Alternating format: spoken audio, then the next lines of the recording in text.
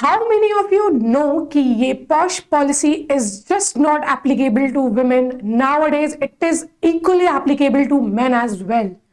Hi, I'm going to talk about in this particular video what are the do's and don'ts of this POSH policy, this POSH Act. But before that, I'm going to talk about कि how it has been evolved. हर एक act के पीछे, हर एक law के पीछे कोई ना कोई रीजन होता है. क्या आपको वो रीजन पता है कि ये एक्ट आया कैसे? सो आई टेल यू कि इसके पीछे की एक स्टोरी क्या है. सो बिगिन विद द स्टोरी. ये स्टोरी है एक राजस्थान की, एक राजस्थान के छोटे से गांव की, जहाँ पे भवरी देवी नाम की एक महिला रहती थी. उस महिला का काम था वुमेन एम्पावरमेंट का, जो कि आजकल बहुत ज़्यादा चला हुआ है. You know, it is in the trend, women empowerment. But the problem is कि उस टाइम पे कुछ भी नहीं था. This is the story of something around 1996 या फिर आप 1997 में जाके बोलो कि वो चीज़ें एप्लीकेबल होना शुरू हुई थी. लेकिन ये जो स्टोरी है ये 1992 की है. 1992 में एक दिन क्या हुआ कि दैट पर्टिकुलर लेडी वो एक बार अपने हस्बैंड के साथ फार्म में काम कर रहे थे और सडनली 4-5 लोग आए and then they tried to molest her, they tried to rape her. There was a reason behind it कि वो ऐसा इंसिडेंट क्यों हुआ. So the reason was कि उसके जस्ट एक प्रायर डे पहले उस महिला ने एक छोटी बच्ची की शादी रुकवाने की कोशिश की थी. एंड दैट छोटी बच्ची was 6 months old, just 6 months old. उसकी शादी करवा रहे थे. तो उसको प्रोटेक्ट करने के लिए, उसको रोकने के लिए she went there, she tried, और वो शादी थोड़े टाइम के लिए रुक भी गई.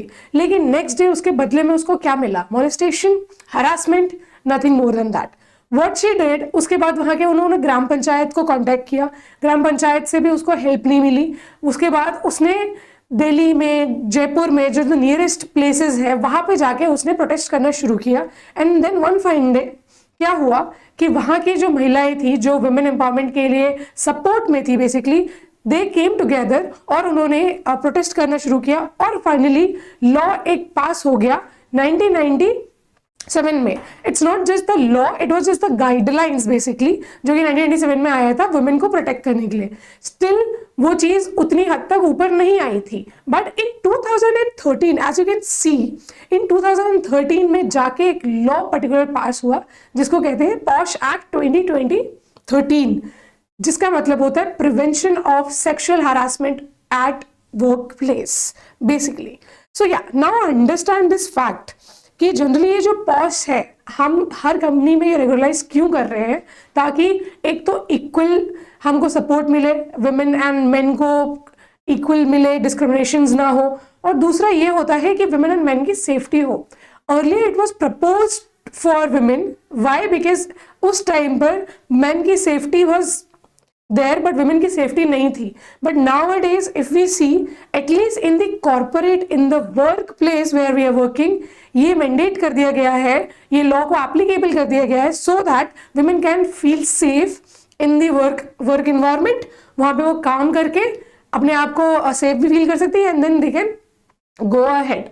So yes, basically इसमें 2-4 पॉइंट्स है जो कि आपको याद रखने हैं हमेशा. जो 2 डूज है, बेसिकली डूज ये है कि whenever anybody is feeling uncomfortable in any manner, अगर कोई भी uncomfortable feel कर रहा है, आपको क्या करना है? आपको उसी time just apologize that moment and वहां से एक स्टेप बैक ले लेना है.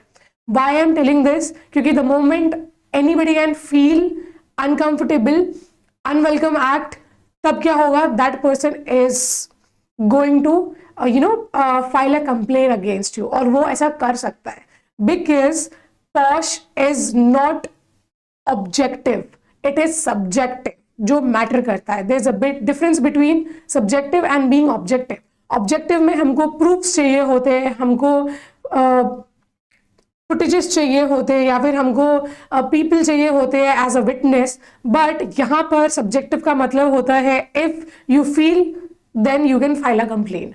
सो अगर ऐसा सिचुएशन ना क्रिएट हो, then you have to be very careful, very cautious कि आप किससे कैसे बात कर रहे हो, आप कैसे किसको देख रहे हो. Even if you are standing in a group of 3 or 4 and if women is passing by and you pass a sudden comment which might not be for her, but अगर उसको बुरा लगा then she can file a complaint. So in a work place ध्यान से कोई भी बातें करनी है, ध्यान से कुछ भी किसी को बोलना है, बिना सोचे समझे नहीं बोलना है. That's how you can protect your self.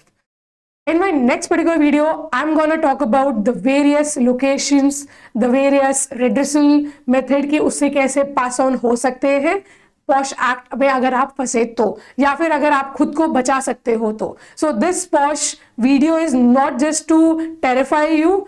ये वीडियो इसलिए बनाई गई है ताकि अगर आपके साथ वालों को अगर ऐसी कोई दिक्कत आए, so at least you can help them out. Thank you so much and keep following this story.